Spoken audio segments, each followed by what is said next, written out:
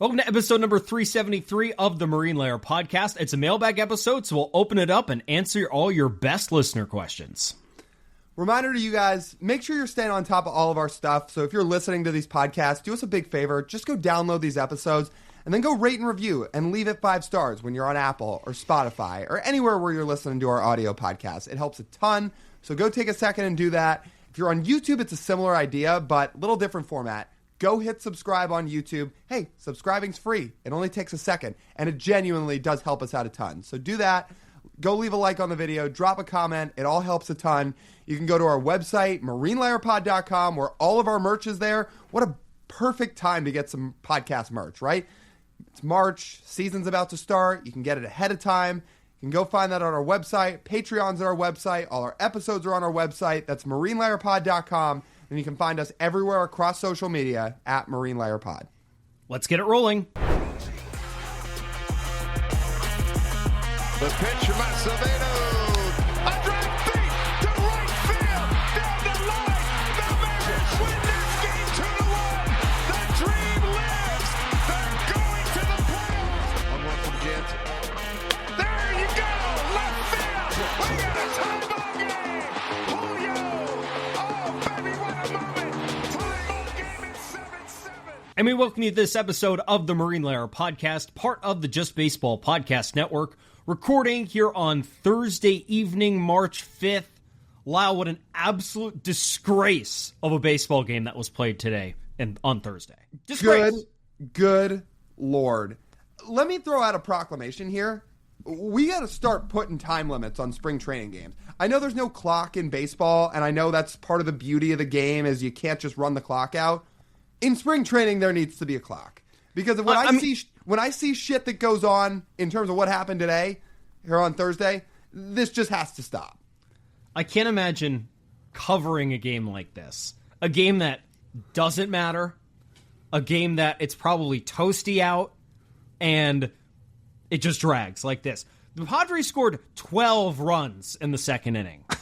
A regular season Mariner game, a game that counts. You and I would both go, well, time to go do something else.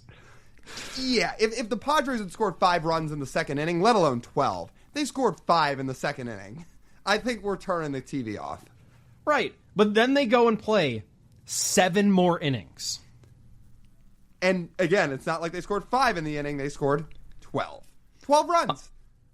I think the Mariners should have to forfeit the Vetter Cup because of this. Oh, TJ, you'd be breaking the hearts of so many, including me. You can't just forfeit the Vetter Cup. The Vetter Cup's more important than the World Series. I mean, I don't care what environment it is. I don't care if the game matters or not. The Mariners lost by 3 touchdowns today. Yeah, Justin Herbert torched the Mike McDonald defense here in this preseason game, I gotta say. Although maybe that's not nice to the people of San Diego because the Chargers are not there anymore. Here's what's going to matter this year, Lyle. The Mariners and Padres are going to split the season series. And when they split the season series, it's going to come down to run differential. Or it's going to come down to the overall scoring in the series that they play. I think this game should be used as the tiebreaker. 27 runs. Can we count? I think every single Mariners pitcher allowed a run. Now, you know how hard that is to do? Now, before we get to that, in fairness to some of these Mariners arms, it was windy as all hell apparently down in Arizona today. And it was, that was the big thing. It was really windy, and some of these pitchers had some pretty bad luck with some of the defense that was being played. So that played a little bit of a factor, just reading up on the game a bit. But it is still 27 runs. Wow, they threw 9 arms, and 9 of them allowed runs. Well, you know the term yes hitter instead of no hitter? Yes hitter? Mm-hmm. You know how they do team no hitters? Mm-hmm. This is a team yes hitter. Yeah. Honestly, I think your quote about they should have to forfeit the Vetter Cup needs to lead our quote cards on Friday. Yeah, I agree. Forfeit. I agree. So with a game like this, we did have to check with a couple of our Mariners correspondents to get their thoughts on a game like this because truly, I mean, Lyle, if you and I were down there at spring training, I promise you, we would not have stayed at this game. We would have done a couple laps around the ballpark and then left. No, we would have digested all of our Leo's all of our Leo's Island barbecue by that point. We would have eaten and gotten back to the hotel or gone and meet up with some of our friends in the middle of the game. It would have been the 6th inning by the time we'd done all that. So we had to check in with a couple of people who enjoy the length of games. So Ryan Divish actually thought it was really funny, the game. Can you imagine that? I thought for sure I would have put betting odds at like minus 8,000 that he would have just stormed out of the press box out of fury having to cover a spring training game that long. I saw the Times article as we were getting ready for this episode. I'm like, oh, they actually made Divish write a gamer for this story. I just can't imagine what's going through the mind of a beat writer after the Mariners pitching staff allows 12 runs in the 2nd inning. To be clear, just for anybody who didn't quite understand that reference, when they say gamer, that is beat reporter or journalism lingo for game recap. Yes. A game recap on a 27-6 game. Though, to be fair, from my and your brief experience writing game stories in college, if it's a blowout, you have your story done mid-game. Oh, yeah. You just leave an empty space for a quote, and that's it. So maybe that's why Ryan enjoyed it. And the fact, like, we experienced longer baseball games while we were in Peoria than was played today. The game today was only 3 hours and 19 minutes. I don't know how that's possible. I don't either. Maybe it was a lack of walks. I mean, there were only 5 walks from Mariners pitchers. Now, to be fair, they allowed 8 home runs. But home runs are a little faster than throwing 4 balls and going over the fence. We did check in with another Mariners correspondent who had a bit of a different reaction. It was called a quote-unquote disgrace of a baseball game. So, I mean, we could see both sides of this. But this is really most of the amusing things about spring training, because there's a lot of guys pitching in this game that, you know, we're either big fans of or have a chance to make the roster this year. Like Troy Taylor pitched in this game. Our guy Reed Van Scooter pitched in this game. Luis Castillo started the game. Tyler Cleveland was first out of the bullpen. We can at least collectively say we don't need to play favorites in this because everyone was bad. No, we'll still play favorites because we have our guys here on the podcast. Tyler Cleveland and Reed Van Scooter are the couple of guys we have investment in and, you know, emotional investment and really root for. So, yes, we'll have emotional investment in these guys and in this game. However, just drop dead clockwise after 2.5 hours, 3 hours. I don't know. I'm down. Like, that works for me. If you were just nothing. If someone submitted a mailbag question to us, which I'm shocked actually no one submitted a mailbag question to us after this game was over and said, guys, are we worried about the Mariners pitching staff in 2026? Thankfully, no one did that. My answer to that question would be no. You can't. The only thing you can do about this game is laugh. Apparently, that's what Divish did. He thought it was hilarious. I will just say this. Wait, I had a thought here. Well, if it comes back to me, I'll have to try and remember. This is your fault. You cut me off. I had a thought, and then you stomped in. It's your fault. Well, sorry. Blame the Mariners for doing something in spring training I've never seen before. Now, I will say, actually, this makes a spring training game memorable. Most spring training games you can just throw out because it's the same thing over and over and over again. If you pull back the curtain a little bit, I don't want to out anybody, so I'll just talk in general terms. Covering spring training is like a real grind. It may seem really fun as a fan to go down there for a weekend or for us to go down there for 1 week and experience it. Yes, it is. Yeah, exactly. It is a lot of fun when you're down there for a week or a weekend covering the team. When you're down there from start to finish in spring training, people can get a little bored. It's the same thing every day. At least with today, on Thursday, March 5th. It's not the same thing. It is something completely different that you can experience. Mm-hmm. This is true. I remember what I was going to say now. If you're a pitcher who has to get work in this game, because that's the big reason they play these games throughout its full entirety, right? Is there's a lot of pitchers that need in-game work. If you're getting up against the pitch clock, like we're throwing out there as an idea to bring into bring into reality. If you're a pitcher that needs to get work in this game, but the time clock runs out, solution here is you just go back to your backfields and throw in some live at-bats against your hitters. If you're the Mariners, if you're the Padres, if you're one of these teams and you have pitchers that still need to get work in, you tell those guys, all right, guys, we're going to walk back to the complex. You're going to make your 2-minute walk back there. You're going to go out to one of the fields, and you'll face a few hitters to get your 20 pitches in or however many we need you to throw. Then everybody that's still sitting there or the media that's there covering it doesn't have to worry about sitting through it. The problem is when we're organizing this, we're only organizing this to the benefit of media, not the fans or the players. Do the fans really want to sit there through that by the end with 12 runs being scored in the second? The fans get what they get. Like, they don't get to control the outcome on the field. And then the players, like, I'm sure the players, like our guy Reed at the end of the game, I'm sure he wanted to get in the game and pitch. Doesn't matter if the Mariners were down 21 runs or not. I suppose. Still put a time clock in. These guys are pitching for jobs. This is their livelihood. Now, the media, like, we're employed already, and again, like, there are points where people just want the game to be over so they can go eat or go do something else. Yeah. Well, maybe this needs to wrap up this portion of the pod, and we're going to transition over to the mailbag, because we just spent the first 11 minutes of this podcast talking about a blowout spring training game. That is the first and last time we will spend 11 minutes on a podcast talking about an outcome of a spring training game this year. I promise. Yeah. But it's so ridiculous that we had to do it. Yeah. All right, Lyle, before we get to the mailbag, do you want to read an ad? Yeah. How about we talk about our friends over at Pagacci's Pub 85? You guys hear us talk about it. It's this awesome neighborhood bar. It's over in Kirkland, and it's a really fun spot to hang out. You want a place with great food and drinks and games like pool and darts, and if you want a place to watch a bunch of sporting events with your friends, head over there. There's 20 TVs in that place. Again, food's great. You can go play pool and darts, and if you want good drink specials, I mean, their happy hours are $3 and $4 drinks from 2 to 6 p.m. Monday through Friday. Yeah, $3 to $4 drinks, 2 to 6 p.m. happy hours, Monday through Friday. So go get yourself in on all that. Go watch some sporting events with your friends. That's all over at Pagacci's Pub 85 in Kirkland.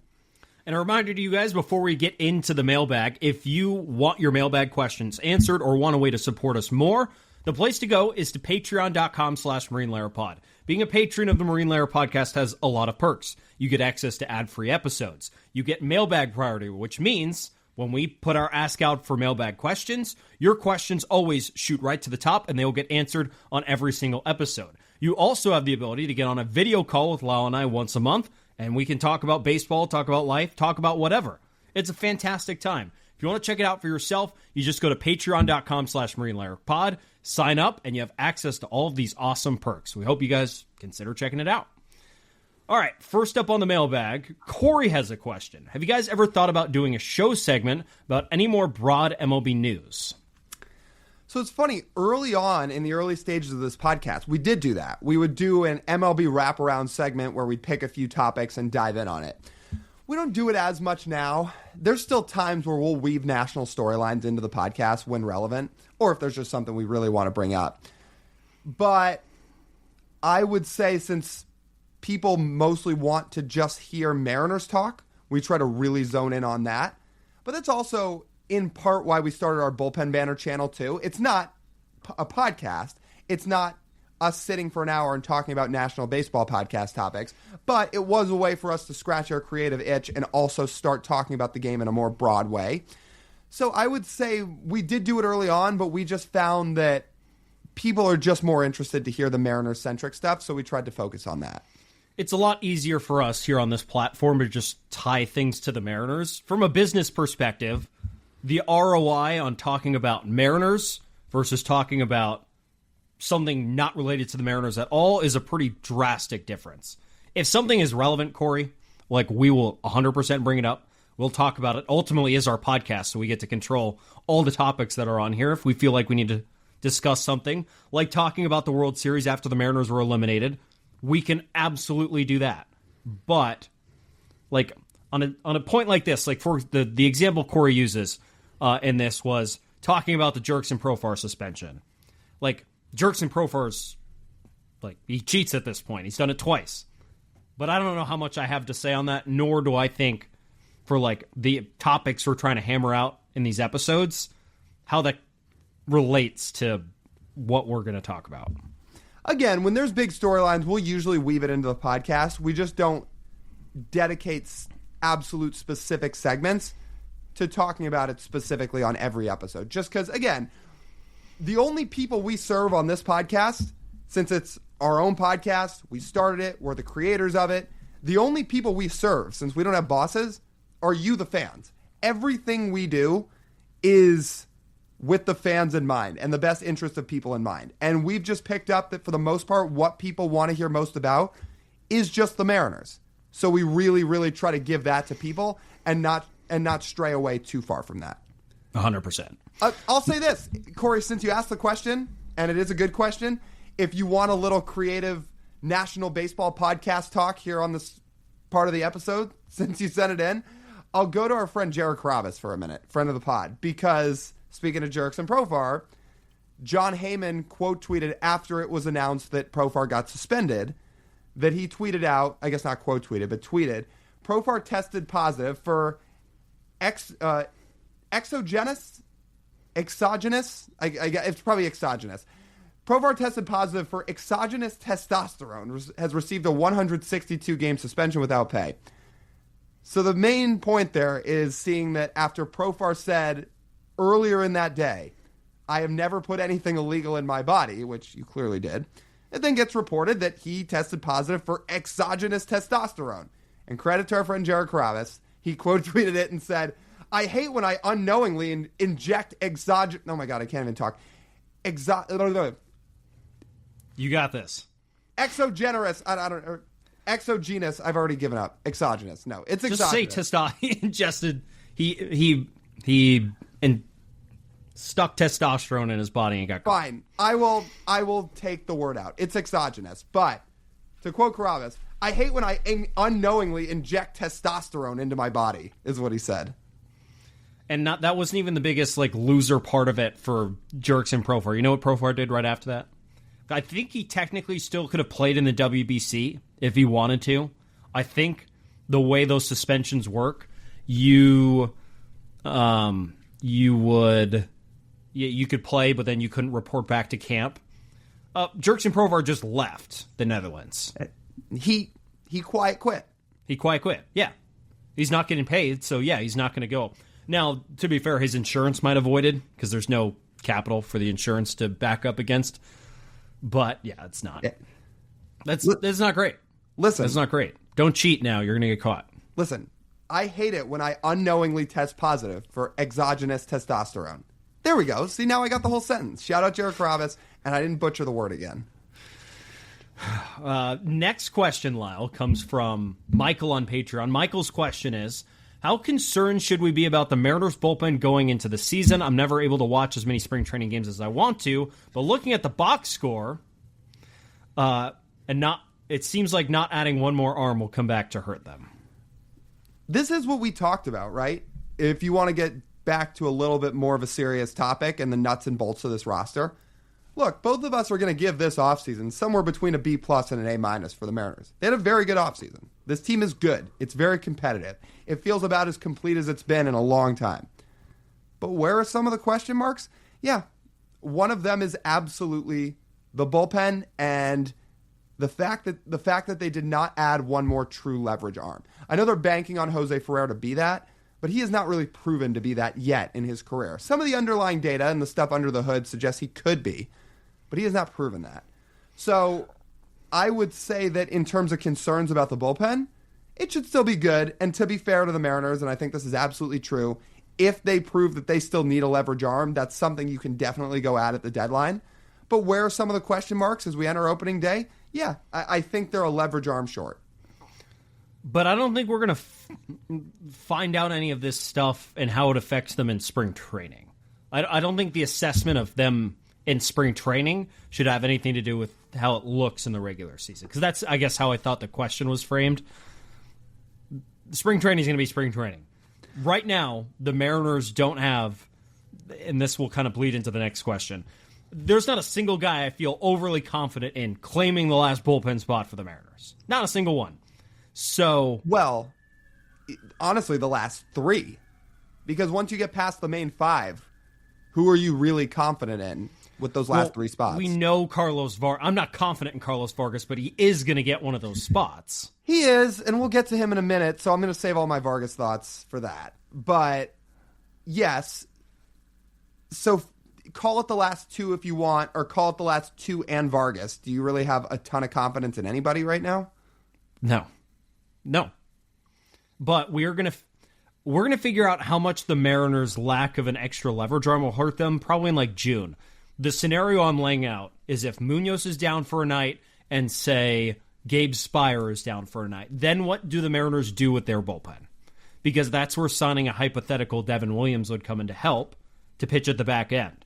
But if you don't have those 2, do you have the leverage after them or the depth after them to make that work?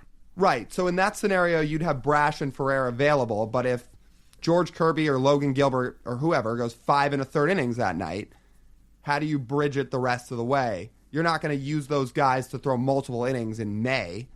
You're going to have to figure out some of those guys at the back of the bullpen that can step up. Who's that going to be? We don't really know. I don't know if I can learn anything about Alex Hoppe right now, who got shelled again today. He has not been sharp so far in spring training. Now, I will say, during the spring, I think it's more important to watch trends and not so much box score results. For example, Brian Wu gave up a couple runs in his start. I wouldn't even sweat that a little bit. What was more important with him is he was missing bats and striking guys out. That's what matters in spring training. With Hoppe, yeah, the box score results have not been good, but I don't have the Mariners' internal data. Maybe there's stuff that they're seeing with him that they really like. And it's hard, but it's harder when you're a non-roster guy. Right. There's nothing to fall back on. Like Luis, just talk on anyone who got pitched today, and they probably got shelled. Luis started the game today and got shelled. But again, the Mariners aren't going to be like, oh my God, what happened to Luis Castillo in this scenario? I guess I read Michael's question more as, well, I'm watching the results of the bullpen in spring training, which goes back to my question I had in the offseason before the spring started of, are we confident in the bullpen? That's how I read that, is in general, do we think this bullpen is enough? Right now, I'd say it's again, solid, but I think they're missing a leverage arm. Yeah, I think the bullpen's good right now. Is it great? I don't think so, but that's going to be up to them to prove it to us. Yeah. So speaking of the bullpen, go to the next question.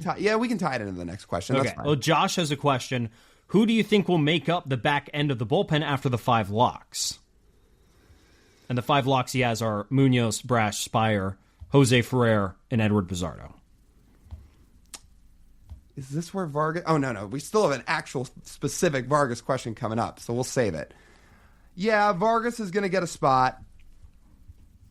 Are we starting to think Cooper Criswell might get a spot to be the long reliever? He almost has to because he has no options. Doesn't have options, and the fact they need Emerson Hancock to be a starter at this point, because, again, unfortunately, our guy Logan Evans is going to miss the year with Tommy John.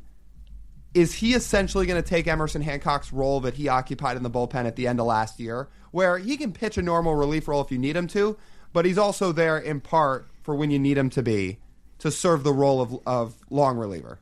And I also think Criswell has to because he's on the Mariners 40-man. He's not a non-roster invite. And he's actually looked pretty good in spring. Like the other rostered guys, I mean, again, Alex Hoppe, Casey Legamina's on the active roster. Troy Taylor's on the active roster. Cole Wilcox is on the active roster. But no, none of the... I like it to be Troy Taylor, but if we're just basing it off of results, Troy Taylor hasn't gotten himself an opportunity to be back in the Mariners bullpen. I hope Troy's next few outings in spring training go smoother and are a little sharper because upside-wise, he probably offers you the most in terms of what one of those guys at the back end of that bullpen can do, because we saw it at the end of 2024, and we saw what he did in the minor leagues. He was really good. But injuries and lack of command really kind of had his year spiral a bit last year, but he looked better toward the end of the year if you go look at some of his outings in Tacoma toward the end, and you know he's got good stuff. So I hope Troy Taylor goes and gets one of those last spots, but I think Vargas is, whether you like it or not, probably going to be in that bullpen again, and it's just feeling like more and more likely Criswell gets the spot as a long reliever. We were talking to Gary Hill about it a little bit in spring training too, Mariners broadcaster, and he seemed to be in the same boat that he thinks there's a decent shot that Criswell could get one of those spots. Here's the thing about spring training results. Yeah, hopefully this is like final. Spring training results don't matter unless you're not on the roster, in which case they absolutely do matter. Sure. If the Mariners have a like Brendan Davis, for example, results matter. If Brendan Davis showed up to spring and sucked, then we wouldn't be talking about him. He wouldn't have a chance. He might even not even make Tacoma's roster, but he's crushing. So that's why we're talking about him. Yeah. And that's why we're floating out the idea of him making the roster. Yeah. But a guy like Castillo, then that doesn't really matter. I think the last thing Luis Castillo's thinking about after giving up 5 or 6 runs in a spring training start is his roster spot. No. He's also owed $24 million, so that certainly helps. Which is exactly why I'm saying what I'm saying. I think the last thing he's thinking about is his roster spot. But if you want me to try and pinpoint it right now, if you want a final answer, I'm going to say the last 3 bullpen spots go to Criswell, to Vargas, and I'll say that Troy Taylor goes and grabs the last spot, at least to start opening day. Yeah, I like that. I can't dispute any of that, mostly because I'm just going to be transparent. I don't know the other options quite as well, and none of them have really stuck out a lot. Like, has there been a single Mariners reliever, roster or non-roster, in spring training who've, like, wowed? Like, been, like, the headlining story? I can only think of one, and it's not because he's been pitching. It's because Andres Munoz threw a bullpen to Adam Jude. That's it. Well, you could throw that Zuniga guy in there. He's an absolute monster of a human being. I don't know if he's any good, but he's just massive. Yeah, but the problem is that has nothing to do with him actually throwing a baseball, which is the most important thing at this point. If someone can find me a Mariners reliever who's had a good storyline this spring, I'd be curious to see. The rest of it has mostly just been, meh. I would say he's not going to get it out of spring training, but I know he's one of our guys and one of the prospects that we really like on this podcast and have gotten to know a little bit. But I would love to see Tyler Cleveland get his chance at some point this year out of the bullpen, because objectively, he was awesome last year in the minors. His ERA started with a 1. He throws at a really unique, almost Chad Bradford-like angle. If you've seen the movie Moneyball, he is pretty deceptive, and he gives you a much different look than most bullpen arms will give you. And I do think at some point this year he's got a chance to get up. But he probably is going to have to go back to Arkansas for a little bit and prove he can miss a few more bats at that level before he gets the chance. He was really good, and he missed bats in low A, and he missed them in high A, but in his shorter sample in double A last year, and it was only about 18 appearances. He didn't strike a ton of guys out. So I'm guessing if you're the Mariners and you're looking for certain trends with certain players, they probably want to see him strike a few more guys out before he gets his big league shot. And the reason you want that is because, just to lay the numbers out there, Tyler struck out 31% of batters in Everett earlier in the season, then went to Arkansas and struck out 16%. So if it's 16% in Arkansas, what would that number be at the big league level? Translation, not high enough at this moment. But he goes back and strikes out 30% of guys in Arkansas, then maybe he could be league average at the big league level, and that would help him out a lot. Ton. Shout out our guy. Shout out Tyler Cleveland. Yeah, shout him out. Next question comes from Tanner on Patreon. Tanner's question is, with the season coming up, will we rank the AL West, and what do we think the Mariners' record will be? So is this rank the AL West in terms of how we think the division shakes up, or is this rank it among the other divisions in baseball? I think it's just ranking the AL West. Okay. Just the 5 teams. Angels are coming in last. I will confidently say that. Yeah, same. I am going to say the Mariners win it, so we can do the top and the bottom of the division first. And then I'll say I'm going to put the Rangers at 4. Just don't buy them. Okay. I don't think they're too old. Too old, too inconsistent. Like, what about their team really, really jumps out, aside from potentially the starting pitching, if everybody's healthy? I'd say the standout is Corey Seager, of course, but he's expensive and aging and injury prone. And then you have a nearly 40-year-old Jacob deGrom. And how old is Nate Eovaldi these days? He's up there too. I'll look it up, but he's getting old. He's a really good pitcher, but he's getting old. He's getting old. They didn't add a ton this offseason. I mean, they swapped Simeon for Nimmo, which is actually probably, in their case, a decent move. They needed outfielders, and Nimmo is younger than Simeon is. Shuffled some money around, but, I mean, it's just not enough. And speak of some of the other factors, their ballpark was impossible to hit in last year, which is not going to help their offense, which I think lacks star power. Right. So, Evaldi's 36. He's getting up there. Wow. So, DeGrom and Evaldi have had injuries. You have Mackenzie Gore, so that does help. But then there's still questions with Leiter and Rocker. For as high as you drafted those guys, there's still a lot of meat on the bone there and still a lot for those guys to prove. So, you look at all that and you look at their lineup, and I just think they're going to be a 75-ish win team. I just don't think they're that good. So then where would you put the Astros?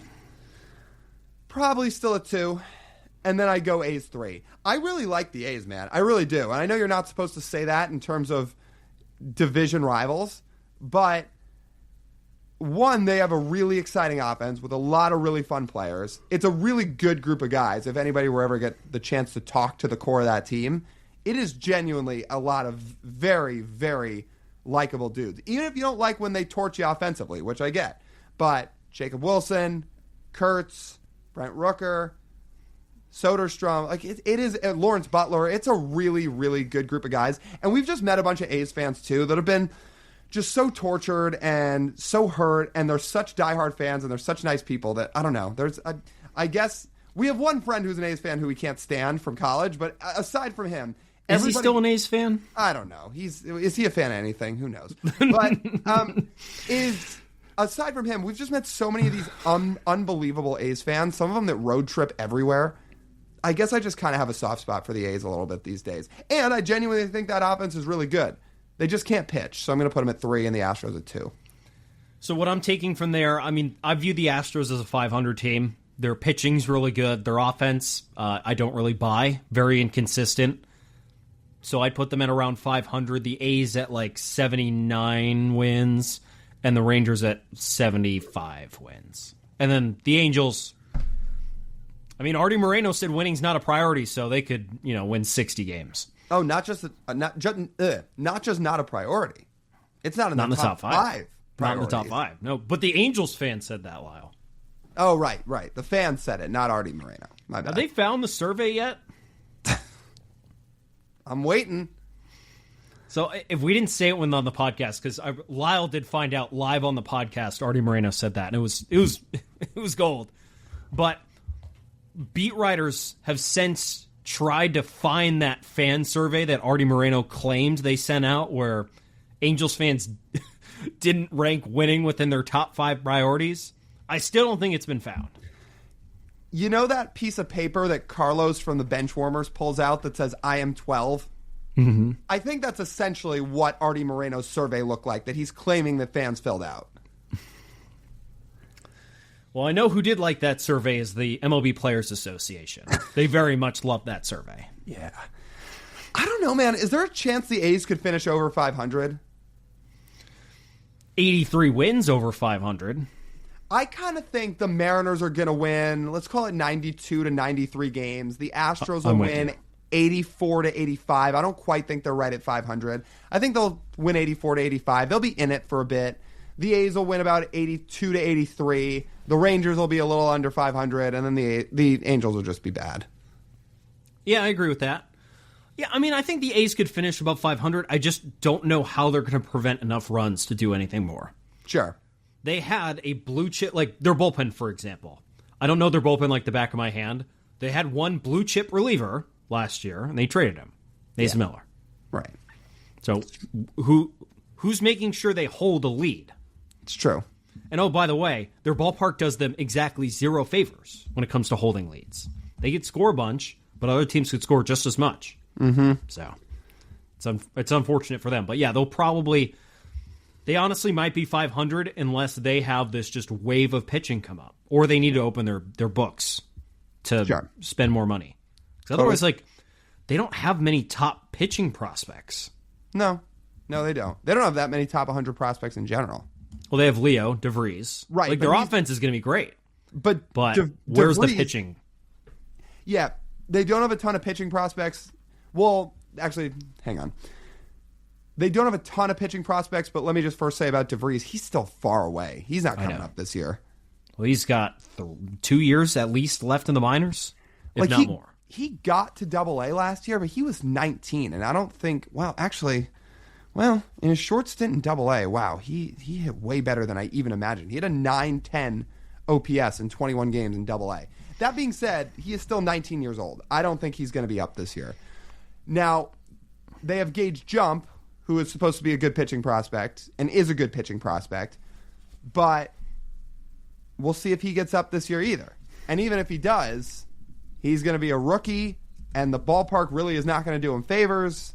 So you're right. The A's just don't have that many solutions to fixing their rotation soon. They drafted Jamie Arnold, but same idea. He's not going to be up this year. And he's more of a, if you remember our draft discussions, he's not a sure thing.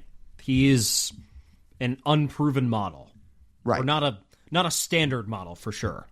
People talked about the Chris Sale comp with him, but that is if every single thing goes perfectly. There are a lot of hurdles that he's going to have to jump. But there's only one Chris Sale. Right. Which makes it really difficult. Like, they have JT Ginn too, former first-round pick. But that's going to be tough.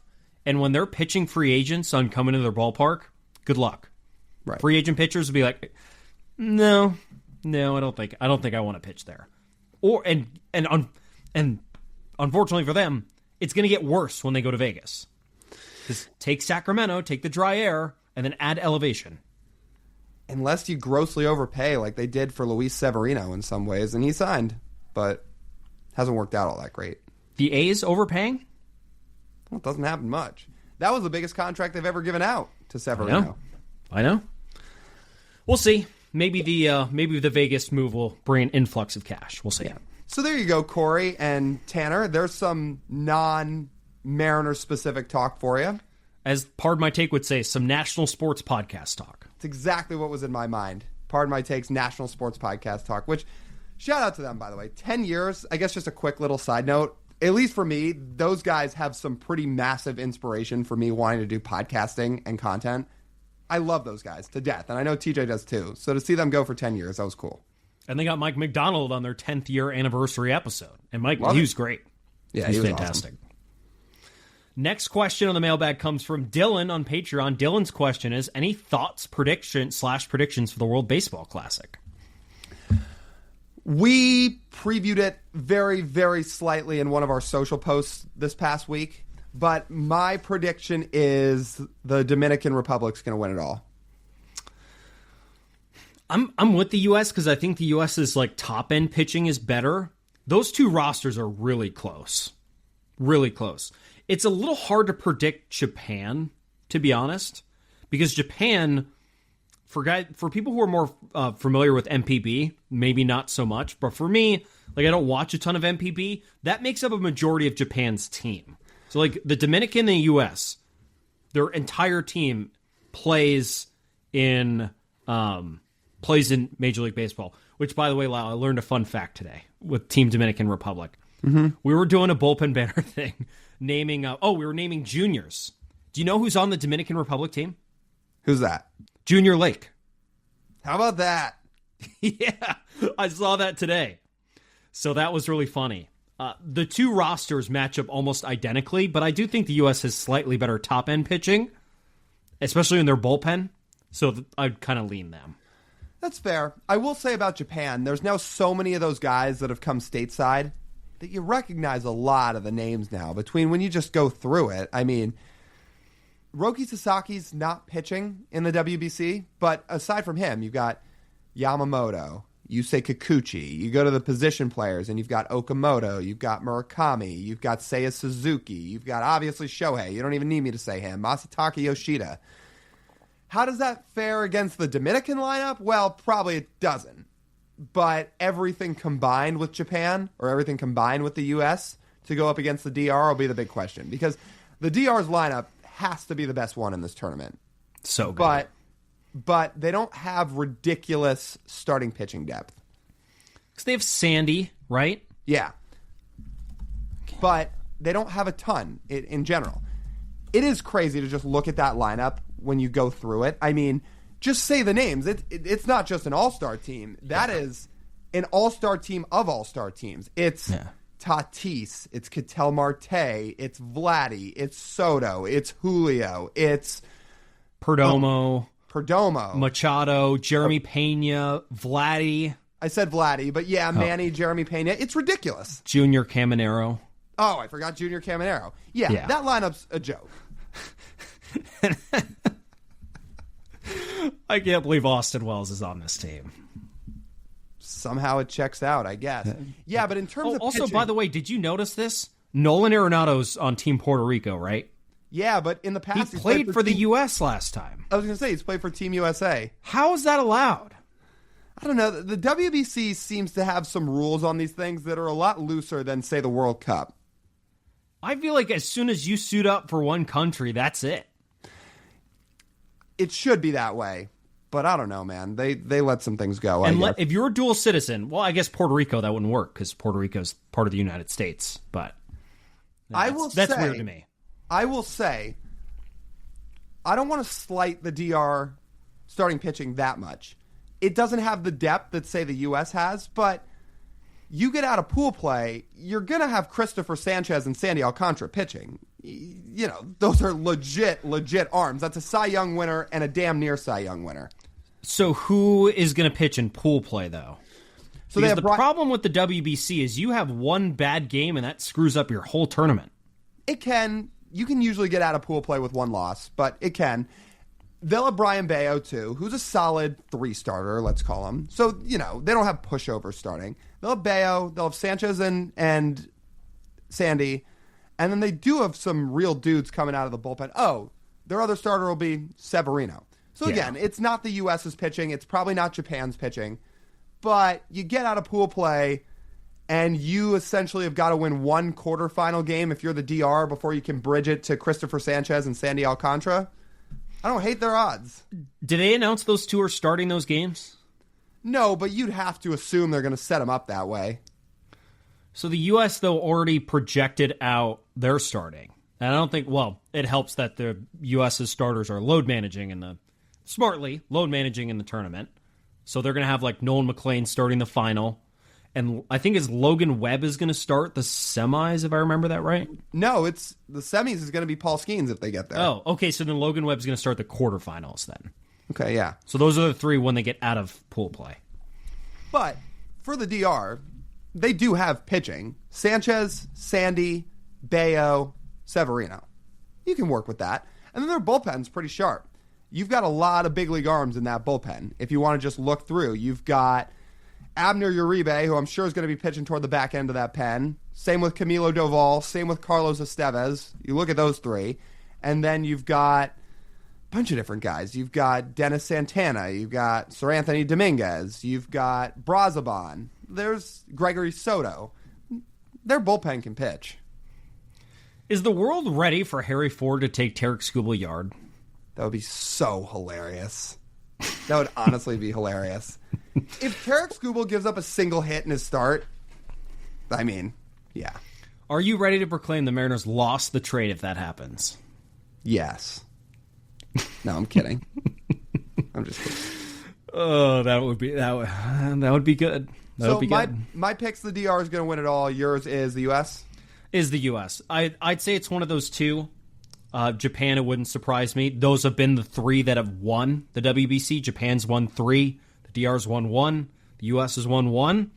Not like we're ripping off a hot take. I can't wait for the year that we get an upset winner, like a Venezuela. Well, Venezuela has a lot of MLB players, but their roster's not usually as deep as the U.S. or as the Dominican or as Japan. Or maybe we'll get a year where, remember the Netherlands made the semis one year. Well, and the Netherlands has legit players. Xander Bogaerts will play for those guys.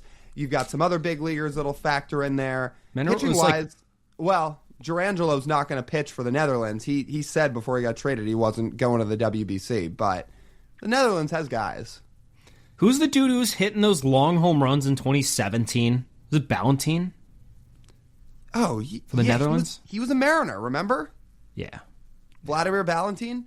I think as we still stand, and somebody can fact check me on this, he still holds the record over in Japan when he went to go play in NPB for most home runs in a single season over there.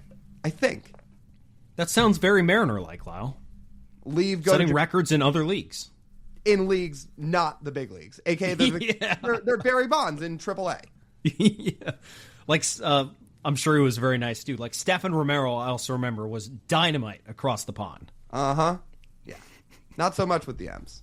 Well, that was a good question, Dylan. Thank you. Xander has a question on Patreon.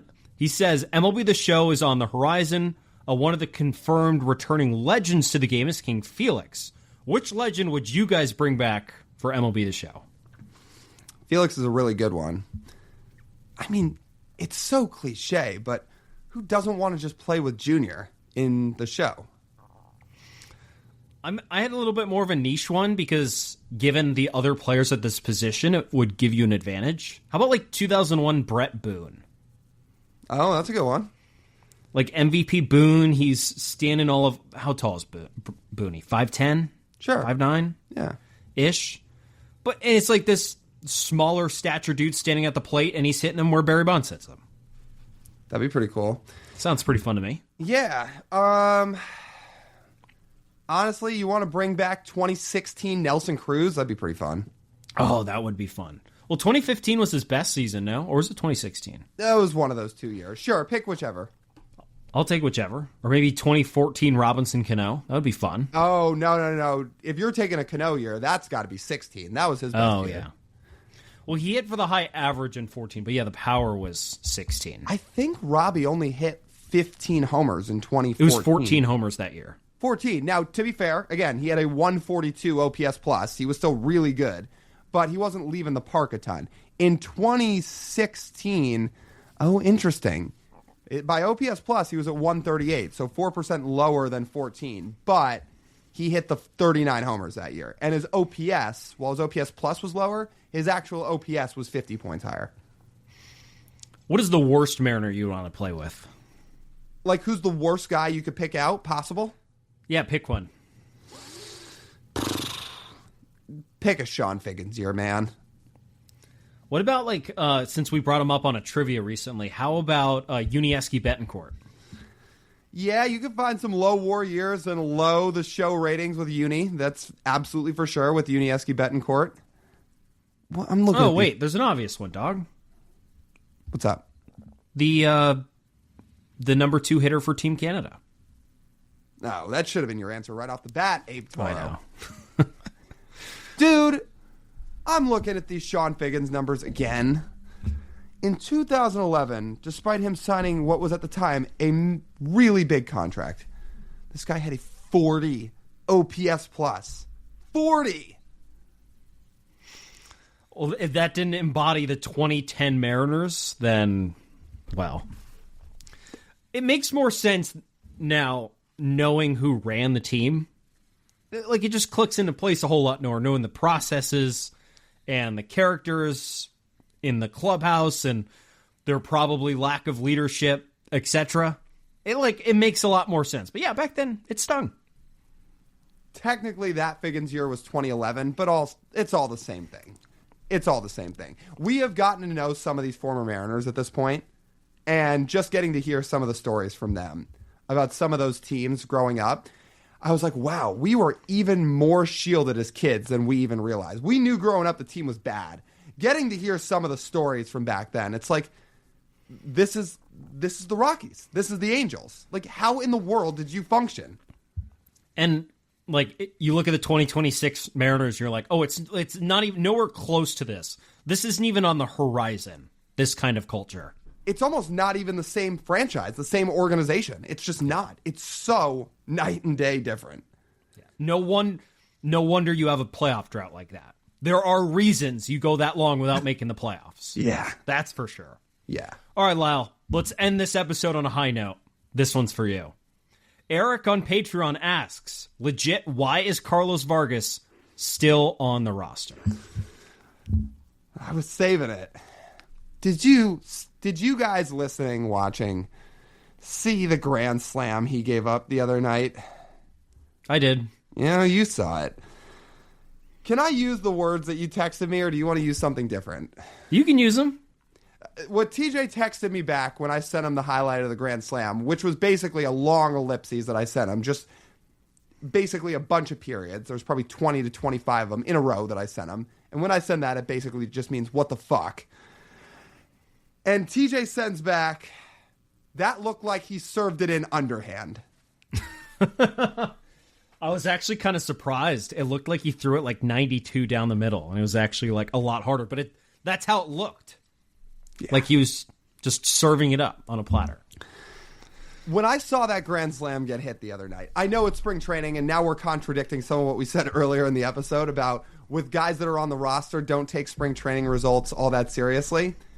But knowing the Carlos Vargas train we all rode last year, when you start to see that, that is how the image of the war veteran and the meme you always see of him just looking out into the ether and all the flashbacks coming to him. You know the meme I'm talking about, right? Yeah. Yeah. That's what I saw when I saw the Carlos Vargas Grand Slam. It was that meme of the soldier just looking out into the world, or the classic, ah, shit, here we go again. Those two things jumped out. Well, I don't think Carlos Vargas has the most security on planet Earth in the bullpen. Like, if he ends up with a 5 ERA in May, late May, early June, it's not like the Mariners are married to him. He, remember, last year only made the roster essentially because they didn't want to cut him. They traded for him with the Geno trade, and they wanted to see what they had. And they didn't just want to be like, all right, we let this go. Let's just try it. In fact, Dan wanted to see him so much that he just started driving him into the ground and running him out there in every leverage situation you can cook up. So if he pitches well, then yeah, I mean, he'll stay on the roster. The thing is, he throws 100 with a lot of run. He just doesn't throw it in the right spots. That's the problem. No, he doesn't throw it in the right So you can't just spot. cut him because his stuff isn't good. Oh, he has good stuff. But again, we watched it last year. Here's the truth about Carlos Vargas, right? He is probably an average major league reliever, and the Mariners are going to have to find a couple arms better than him for the team to move on from him. But that doesn't change the fact that he is just a roller coaster to watch. And the homers he'll give up, and the walks, and the inconsistency, and the runs, I mean, it's maddening. I say this with no sourcing and no conviction. It is just my own guess watching body language during the games. And I think we talked about this last year. I don't think Cal likes catching him. You watch Cal's body language when he's out there trying to block Carlos Vargas dirt balls, and they're going every which way. Cal does not look like he's having a fun time out there when Vargas is on the mound. I don't know if I'm the only person that's ever noticed that. I'm guessing the answer is no, but you just kind of notice it. Do you know what would have been funnier than Adam Jude catching Andres Munoz? It would have been Adam Jude catching Carlos Vargas. I don't know if he would have agreed to that. The Mariners would have had to draft a waiver twice as long. Oh, yeah. Because, look, Mooney throws hard, but he throws strikes. Vargas? Well, speaking of Ryan Divish earlier, remember a very vivid experience from spring training 2025 where Vargas walks guys and Ryan Divish in the press box screams, "Throw a fucking strike!" So for those who don't know, and we don't really embody, I mean, look, we follow the rules when we're in there, but like the type of media we do doesn't really embody the old school journalism type of feel. But the etiquette in press boxes for a long time, for anybody who may not know this, is you're supposed to be very, very impartial when you're in there. You're not supposed to cheer. You're not supposed to get mad. It's supposed to be a very neutral environment. But when you get Ryan Divish pissed off about how long a spring training game's taking, despite a press box being quiet and standard and run-of-the-mill, all of a sudden, during a random February spring training game, you'll hear him throw his pen down, get up, and drop an F-bomb. And when you're as established as him, you can get away with a lot more. And Because guess, like, who's going to talk to him? Like, Mariners or Padres PR? And then he's like, and? also, every single person who works for the Mariners at this point knows Divish and knows how he is. when he does what he does, nobody tries to stop him because everybody just kind of shrugs. It's like, it's Divish. Oh, well, we can't wait to see it in the regular season, that's for sure. Seeing Carlos Vargas in the regular season, yeah. To actually answer the question and not just keep monologuing here, I think the reason he is still there is because the Mariners currently do not feel like they have 3 established relievers that could replace all of Carlos Vargas and others, and that's why he's still in that bullpen. If they can find 3 guys, whether it be trade, whether it be prospects at some point, then they may have a replacement option. And as you listen to us monologuing earlier in the episode talking about the Mariners bullpen, we currently cannot name those 3 guys. It's really, you're really reaching. And if you do end up replacing him, there's a solid chance at this point the Mariners will just replace him with someone who people get just as frustrated watching. So for the time being, we're going to watch Carlos Vargas outing in the early parts of 2026. Yeah. So not to peel back the curtain too much because we haven't formalized everything yet, but I believe Lyle and I will be doing a sort of full day event on opening day at Occidental Hall with some fun things we have planned, but we're still trying to finalize some things on that. So I'm not going to give away too much. However, I think it's going to be absolute cinema if Carlos Vargas blows the lead on opening day and Lyle and I have to walk back to Occidental Hall to tape a podcast, and Lyle, you could just hear him echoing throughout the hall. Just like people heard me echoing throughout T-Mobile Park after Game 1 against the Tigers. Mm-hmm. We had somebody tell me, as we're walking through the concourse, and we're probably at about the center field fountain, people are at basically the Niehaus statue. If you're picturing the concourse at T-Mobile Park, this is after Game 1. We're at about the fountain in center field. And there are people at the Dave Niehaus statue out in right center. In a packed, sold-out ballpark with people walking to the exits. Bunch of people all near each other saying, I could hear Lyle's voice from there after Game 1. I had multiple people say, I could hear your voice from there. It's like, well, what do you want me to say? I'm in a great mood. They just lost. They threw George Kirby a 3rd time through against Kerry Carpenter. He hit it into oblivion. I'm in a great mood. If anything, I'm just spreading the word. So this will be that, but Lyle might actually have a voice to yell. So I think he blew out his voice in Game 1. No, not quite by that point. I think it was by the time we got home and either recorded that podcast or after that podcast was done, and I was like, wow, I don't have much vocal cords left. Really? Oh, well, I didn't. I mean, my reaction to that home run was pretty tame, objective, calm, cool, collected. You've gotten to show the video a couple times. Oh, we have had people now coming up to me say 2K, which we told people is the code word if you want to see the video of me legitimately losing my mind after Kerry Carpenter hit that home run. And what have we said about that video? We're not going to post it. It would probably do numbers if we did, but we're not going to post it. However, if you want to see it, we're not going to send it to people. You have to come say the code word 2K to us in person, and we'll show you in person. That's the deal. Yeah, offer's still on the table, so might as well take it up. Still on the table. I'm glad people remembered, because we didn't bring that up after it happened. We brought up the event, not the fact we have the video of it. And people remembered all offseason. It's very cool. People are starting to catch on to a lot of our slogan and a lot of our phrases. I'd say in the last year or so, that started to happen a lot. We've had people telling us, despite the team now having Brendan Donovan, that they want us to make name redacted podcast merch. And I was like, well, we can look into it. If people want to, honestly, people seem to like this whole name redacted thing, and people are still coming up to us and calling Donovan that, even post-trade. So I'm like, listen, if people like it, we'll stick with it. We'll call him name redacted throughout the year. Why not? We can at least sprinkle it in. Yeah, that would that'd be great. We could look into stuff like that. And if people have more ideas for us, we're an open book. Email, DM, whatever. We're always available. Yeah, and we'll get into more of our opening day plans as we get a little bit closer, like TJ said. I don't think we'll be at the hall on Occidental all day. I think we'll essentially be splitting a lot of time back and forth throughout the day between there and the ballpark, because we will have stuff to do at the park that day. But we're looking forward to opening day. We're definitely going to have the chance to hang out with a lot of fans. And as we wrap up this question, please, Carlos Vargas, just don't blow it on opening day. You'll probably blow a different game this year, but don't blow it on opening day. Oh, that'll be good. I don't even really say that facetiously because all relievers have some implosion at some point during the year. So at some point, is Vargas going to have one? Probably. Yeah, So. probably. Most likely, yes. Yeah.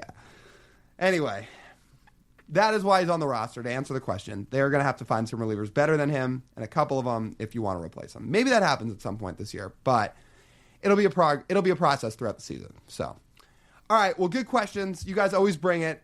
Shout out to you guys. Reminder, if you guys want your questions answered, go sign up for our Patreon, patreon.com/marinelayerpod. That's how you can get in on Mailbag Questions, get your questions answered. So if you're interested in that, or ad-free episodes or monthly calls with TJ and I, just go sign up. It's over at our website. It's a really awesome perk, and it's been a blast. So we'd love to have you guys involved. With that, that wraps up this edition of the Marine Layer Podcast. You guys know the drill. If you want to listen to the full-form podcast, you can do so wherever you get your audio pods. Make sure you're downloading those episodes if you're listening. Go rate and review. Leave it 5 stars. It helps a ton if you do over on Apple, Spotify, wherever you're listening. If you're on YouTube, go hit subscribe. It's free, right? It's easy. It's right in front of you. It just takes a second. It supports the channel a ton, and I really mean a ton if you do. You can also drop a like on the video, leave us a comment. If you're on our website, again, marinelayerpod.com. Merch is all there. Go get yourself some merch. You can sign up for our Patreon. You can find all of our episodes there. marinelayerpod.com. And then you can find us across social media at marinelayerpod. That's TJ. I'm Lyle. As always, we thank you guys for tuning in. We'll talk to you soon.